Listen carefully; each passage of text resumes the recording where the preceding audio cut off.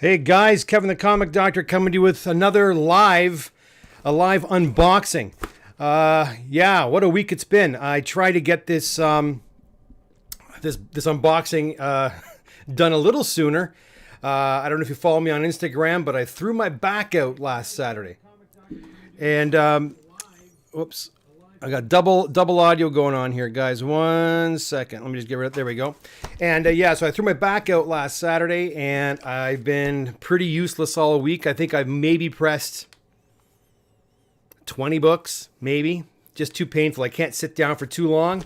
This box actually showed up, I think, on Wednesday, and I couldn't even carry it up the stairs to do this video. I am feeling a bit better today, so I figured I'd come on here and show you. It's not a super huge box. What's cool about this particular box is that it's full of pre-screens. Not completely full of pre-screens, but there are many pre-screens here. And if you don't know what a pre-screening is, I'll explain it really quick. So basically, CGC offers customers, if they have books that are, I guess, how can I say this? If you've got a series of books that you have to have a certain grade on, for whatever reason, say you need to have 9.4s or 9.6, or you're only happy with 9.4s, 9.6s, or 9.8s, well, you can actually send in books and have them pre-screened for a fee. And that fee structure has changed when they changed everything around a few months back. So I forget exactly what the cost of that is. But I do know that you have to have a minimum of 25 books. In the old days, you needed a minimum of 15 books, I believe. Now they've increased it to 25 books, and they actually increased, I think, the price to do the pre-screen as well. But essentially what you're doing is you're actually telling them, listen, look at the books. I don't want anything less than a 9.8. And so they'll look at all the books you send, and they'll determine whether or not they'll be 9.8s or not. Now, so this I don't do this that often, actually. I'm not asked to do this very often, especially since they increased it to 25 books.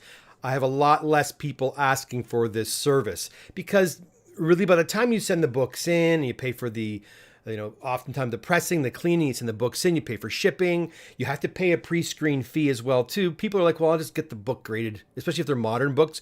Generally speaking, pre-screening is for usually modern books. And anyhow, the fella's name is Mike out of Port Hope. Hey, Mike, how's it going? Mike sent in 25 books, and 13 came back with the number he wanted. He asked for 9.8. He got 13 books returned 9.8. So I will show you those books in a moment. Now I asked Mike, because I did not press all of these books. Mike has got a very, very good eye, and he picked out books that he had. A lot of the books that were sent in were books that were not pressed, that he just had that were really high grade. And he figured they would come back a 9.8. Now some of these were pressed, but not all of them. So I'm not going to go through every single one and tell you which one was or which one wasn't. Just know that some of these were and some of these weren't. I know only one that was not pressed that got a 9.8. I'll point that one out when we get there. Okay, let's get started. There's a few other books in here too from other clients that have been waiting for their books for a while, so I'll show you those as well. Here we go. All right, and welcome everybody. And I turned the chat off today, guys. I'm going to do this video and get the heck out of here. Again, I can't sit for too long. I've got an ice pack on my back right now, so I'll do this, chat a little bit, and then be on my way. Anyways, first thing I see right here. These are all the books that were returned. These are Mike's books that were pre-screened and not given the grade of 9.8. Now, Mike has a choice at this point. These books here, he could send them in just for grading now, or he could send them for a pre-screen again, maybe 9.6. We could take a close look at these books. If books in here had not been pressed before, maybe we can have a look at those too. But I'll be seeing Mike next Saturday, and we'll figure what we're going to do with these rejects. And CGC calls them rejects. All right, here we go. First off, copy of X-Men 154 and a 9.8. I'm going to try to move my mic over here so I have a little bit more room to show you these. We're at about a lot of gloss today, guys. I apologize. There we go. And a 9.8. Again, these are all modern, obviously. Actually, I'm going to go like this here so I keep track of them all. Next one is Batman 497 and a 9.8 as well. All right. Then we have a Marvel Presents #1 and a 9.8. Well, that glare is bad today. Let me see if I can move that off a bit there. I'm sorry, guys. I'm not set up properly. I usually do this. I usually, record this and edit everything. I'm doing it live, so we get the live glitches too. So nice 9 points, a nice copy right there.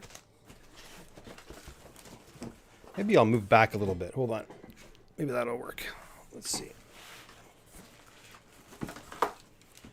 Oh yeah, that's a gorgeous copy right there. X-Men 213. That's a pretty popular book. I'm seeing that one here in the shop quite a lot more frequently. That's a real classic cover now with Wolverine and Sabretooth and a 9.8.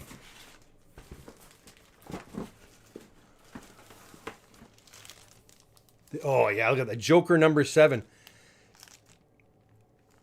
And a 9.8. Gorgeous.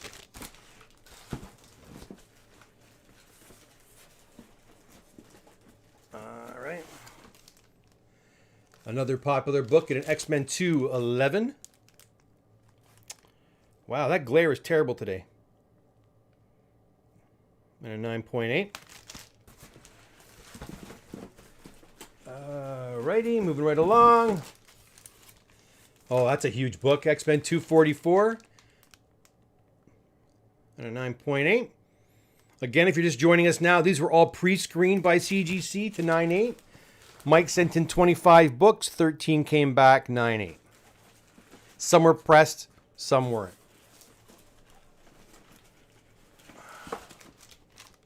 X-Men 256 and a 9.8.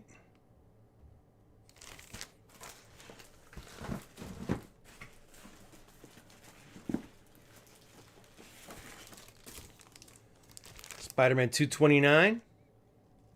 The Juggernaut. There we go.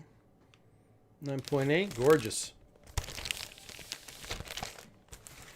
Very nice books.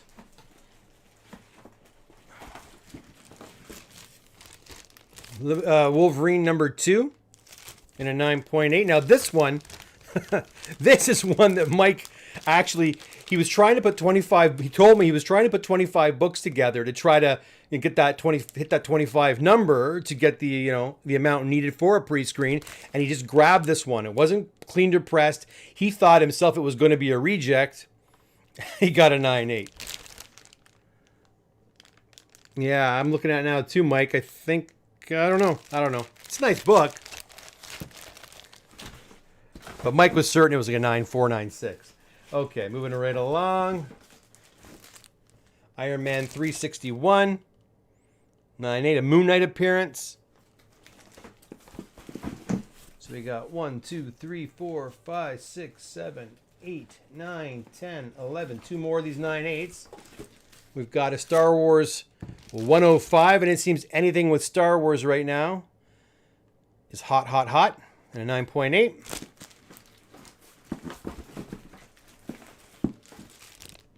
Oh, I love this one right here. Peter Parker, Spectacular Spider-Man, and a 9.8. That's a beauty. That is a beauty. I've got a few copies of this of myself that I have to send away that I just have neglected over several months and years. Very nice copy there. And I think that is it for the 9.8s. Now, that's it for Mike's books. Now, the next batch, I'm not sure who these belong to. I haven't sorted these out yet. But like I said, an unboxing would not be an unboxing, nor would a What's in the Press be a What's in the Press without at least one copy of Amazing Spider-Man 361, just in time for Let There Be Carnage.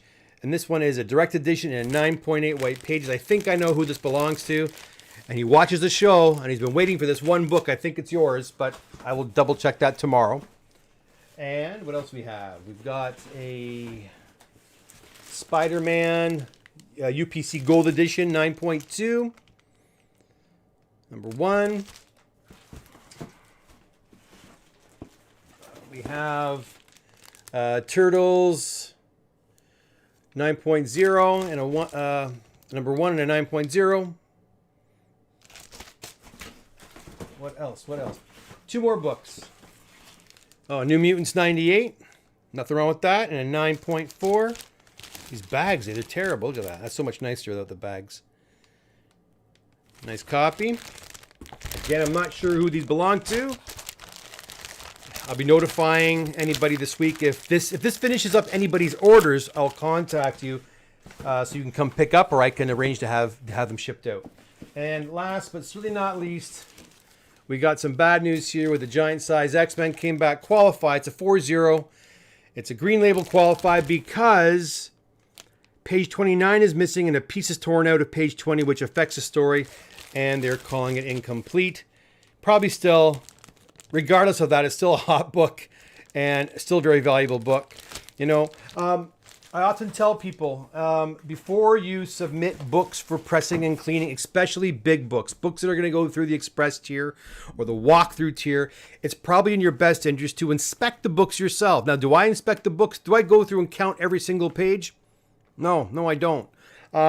You know, if you're giving me a book like a book like that, I'm assuming you've gone through it to make sure there's no coupons cut out, to make sure there's no, you know, to do your best to see if there's any restoration work done on it, or if there's pieces missing, what have you. Now, that being said, if I see, you know, color touch on the cover, if I notice while I'm working on the book that there's a problem, I will, of course, cease what I'm doing and contact you. And that happens all the time. I may have contacted you about a book that I was working on that I noticed something was kind of peculiar. But regardless of that, if you're sending in high grade books to a presser, do yourself a favor before you send the big books in, especially the big books.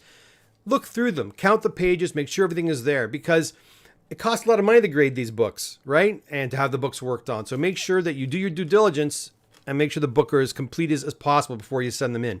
Again, if I notice something, when customers send them to me, I certainly, you know, take that into consideration, stop what I'm doing, and I contact the client, but I don't always catch everything, such as that.